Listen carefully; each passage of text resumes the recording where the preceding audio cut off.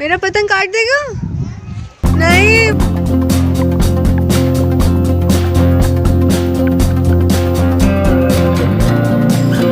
बड़ों को प्रणाम, छोटों को ढेर सारा प्यार। हेलो, गुड मॉर्निंग, सुप्रभात, जय जनेन्द्र, नमस्कार, प्रणाम, सत श्री अकाल, आदाब, वड़क्कम। मैं हूँ जागृति और आप सभी का बहुत बहुत बहुत स्वागत है।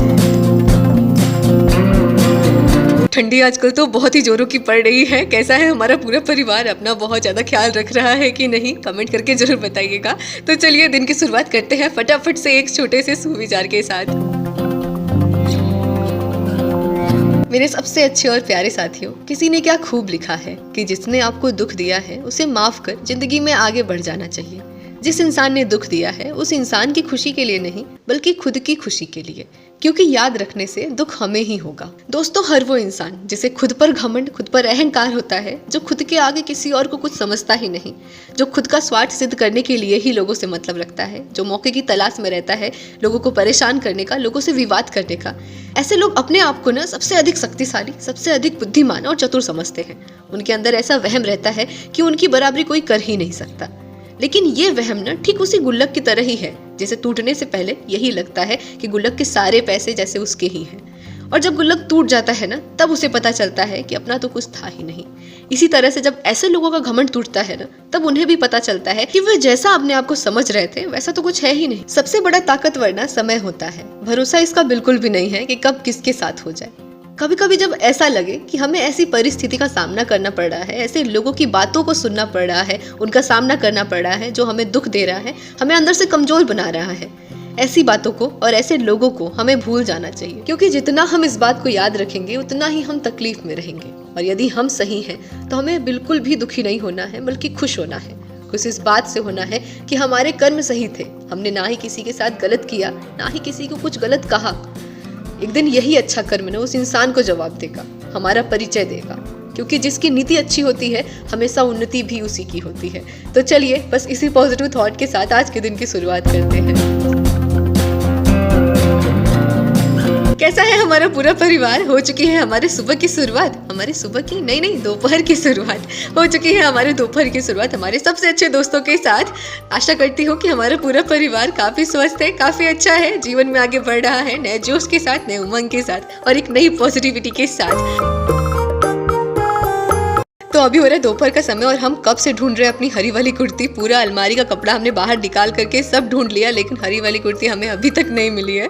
लेकिन कुर्ती मिले या ना मिले, हमें बहुत सारी ऐसी चीजें मिल गई है ना जिन्हें हम रख करके भूल ही गए थे। जैसे कि ये हेयर ब्रश हमने 2-3 महीने पहले मंगाया था, ये वाला हेयर ब्रश, और इसे रख कर हम ऐसा भूल गए थे जैसे हेयर ब्रश है ही नहीं हमारे।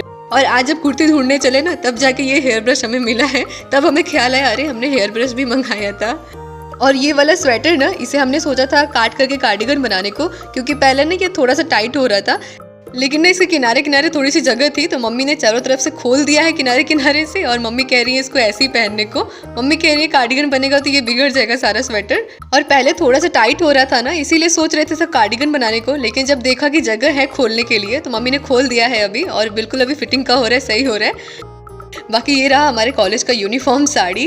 हमारे कॉलेज ना, जब हम बीटीसी कॉलेज जाते थे वहाँ पर यूनिफॉर्म थी साड़ी, बादामी कलर की साड़ी थी, उस पर मरून कलर का ब्लाउज था।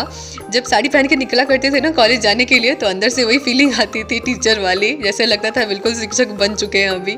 जब शुरू में पता चला था ना कि कॉलेज में साड़ी पहन के जाना है, वहाँ का यूनिफॉर्म साड़ी है, तो बहुत ज़्यादा अंदर से शर्म आ रही थी, झिझक भी आ रही थी। पापा के सामने पहले साड़ी पहन कर निकलते थे ना तो बहुत शर्म आती थी, लेकिन फिर आदत हो गई। शुरू में तो पहनने भी नहीं आता था साड़ी, बस ऐसे ही लपेट के चले जाते थे, पता ही नहीं चलता था कैसे पहनना है साड़ी। लेकिन फिर बाद में जब दीदी आई ना तब उन्होंने बताया, और फिर पहनते पहनते आदत भी हो गई, कैसे पहने कैसे लपेटे। शुरू में ना एक बार ऑटो से जा रही थी कॉलेज, और जैसे ही कॉलेज आया ऑटो से मैं उतरी ना तो आगे का जो साड़ी होता है ना वो बाहर निकल गया, पैर से फंस करके ना साड़ी बिल्कुल बाहर ही खुल के आगे निकल आया। उस दिन तो जैसा हुआ ना, जैसे तैसे बस ऑटो से निकल करके कॉलेज अंदर गई, फिर इसके बाद साड़ी पूरा अपना बनाया।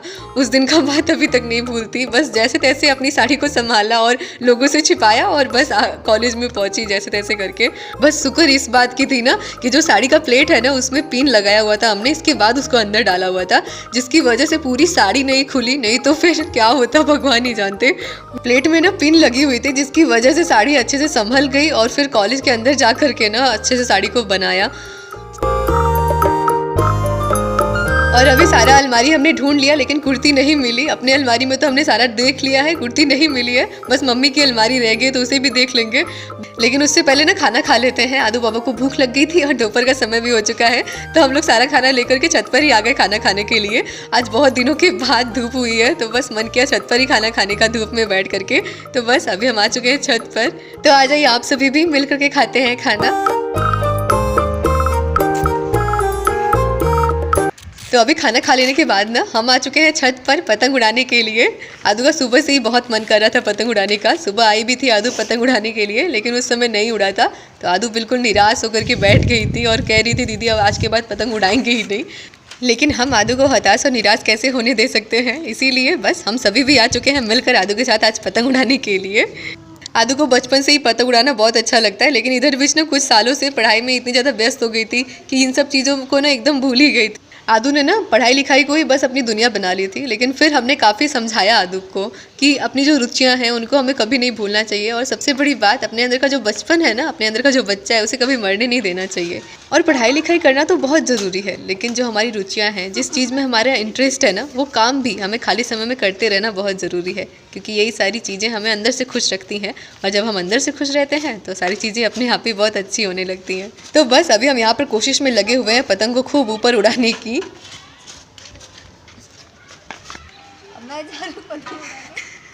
आता नहीं है आदू। ए उधर देखो गिर जाएगा। लाओ लाओ लाओ आदू दो ना थोड़ा सा थोड़ा सा दो। और ये देखिए पता नहीं है किसकी पतंग है, आ रहा है हमारे पतंग को काटने के लिए। अरे अरे हमारे पास वो नखा नहीं है, कट जाएगा पतंग। ये सिंपल वाला है, ये वाइट वाला हमारा है। एक और पतंग आ गया आदू का पतंग काटने के लिए।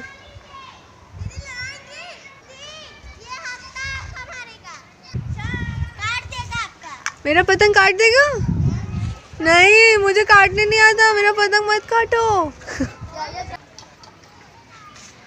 बचपन की याद ताजा हो गई। बचपन की यादें ताजा हो गई। बचपन में भी एक बार ऐसे ही हुआ था। हाँ बचपन में एक बार पहली बार मेरे से पतंग उड़ा था, नीचे में जब थी उड़ा रही थी तब। पतंग आसमान की सैर करके आ चुका है वापस, और आज आदू का पतंग ना बहुत ऊंचा उड़ा है और बहुत अच्छे से उड़ा है, तो इसीलिए आदू बहुत खुश है। और इसी खुशी में आदू अभी बनाने जा रही है हम सभी के लिए गर्मा गर्म चाय और साथ ही में चूड़ा मटर। वैसे तो आदू बाबा कभी चाय नहीं पीती है, ना ही पिलाती है, ना ही बनाती है। आदू बाबा का ना हमने नाम ही रख दिया साधु बाबा, क्योंकि आदू बाबा हमारी पूरी पराठे चाय इन सभी चीज़ों से ना हमेशा दूर रहती हैं, बिल्कुल अनुशासित जीवन जीती हैं। महीने में केवल एक बार ही इनका नियम है पूरी खाने का या पराठा खाने का, और चाय से तो बिल्कुल ही परहेज है। लेकिन आज ये बिल्कुल चमत्कार ही है जो हमें आदू बाबा के हाथों से चाय पीने को मिलेगा। तो आदू यहाँ पर चढ़ा रही है अभी चाय, और हम मम्मी के हाथों से झड़वा रहे हैं बाल। और अभी मम्मी से बाल झड़वा लेने के पश्चात हम आ चुके हैं अपने कमरे में अपनी रजाई की खोली को सिलने के लिए। हमारा जो रजाई की खोली है ना, सामने से थोड़ा सा फट गया है, स्क्रैच हो गया है बीच बीच में से। तो हमने क्या किया ना कि ऊपर वाला जितना हिस्सा फटा हुआ था ना, उसको अभी बाहर ना काट करके निकाल लेंगे, और एक पुरानी वाली खोली है रजाई की, उसी खोली में से ना अपनी रजाई की खोली के नाप का ना हिस्सा काट लेंगे और ऊपर वाले हिस्से में ना जोड़ देंगे। तो अभी जो हमारी पुरानी वाली खोली है ना, जो रजाई पे चढ़ी हुई थी, उसी खोली को हमने ले लिया है, और जितना हिस्सा हमारा फटा हुआ है ना, उस हिस्से को पूरा कट कर लेंगे ऊपर और नीचे दोनों तरफ से, और पुरानी वाली खोली में से ना काट करके इसी नाप का कपड़ा ना अपनी रजाई की खोली में जोड़ देंगे। तो अभी ना हमने अपनी रजाई की नाप का ना सारा हिस्सा कट कर लिया है, और जब तक आदू का चाय और चूड़ा मटर बनके तैयार होता है, तब तक पूरी कोशिश है कि अपनी रजाई की खोली को पूरा सिल ले।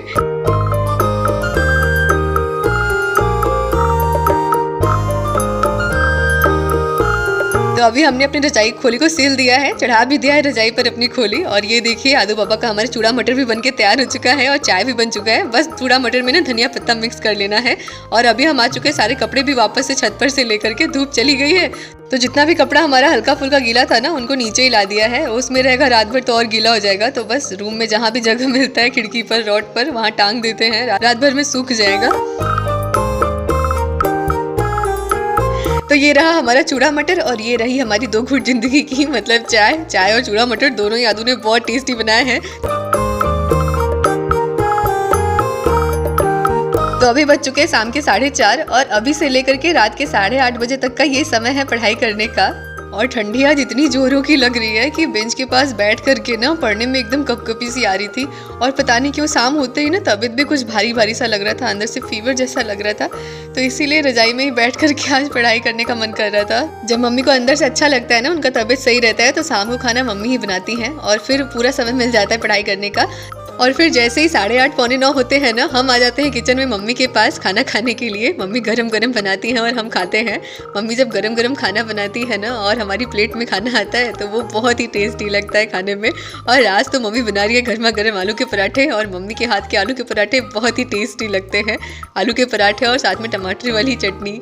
खुद के हाथों से चाहे हम कितना भी टेस्टी और अच्छा बना के खा लें, लेकिन जब मम्मी के हाथों से बना हुआ कुछ खाने को मिलता है ना, तो वो सबसे ज़्यादा टेस्टी लगता है। और यही वो समय भी होता है जब हम बिल्कुल आराम से और सुकून से खाना खाते हैं।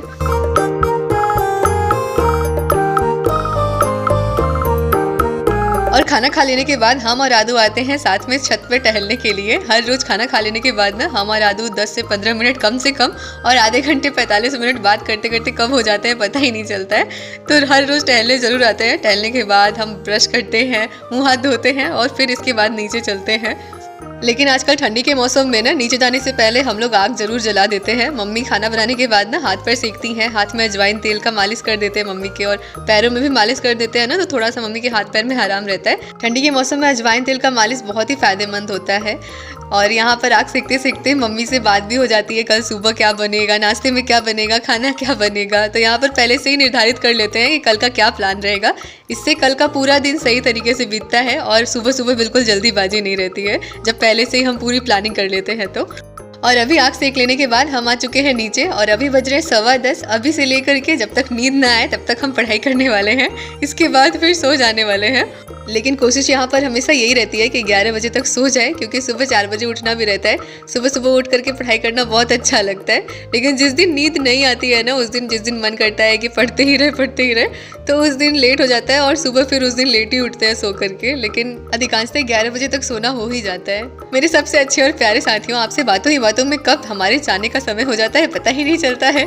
तो चलिए बस इन्हीं कुछ बातों के साथ अपने आज के वीडियो ब्लॉग को, आज के सफर को यहीं पर एंड करते हैं। मिलते हैं अगले वीडियो ब्लॉग में कुछ नई बातों के साथ, एक नए सफर के साथ। तब तक के लिए अपना बहुत ख्याल रखिएगा, यूं ही हमेशा जुड़े रहिएगा। मिलते हैं अगले वीडियो ब्लॉग में।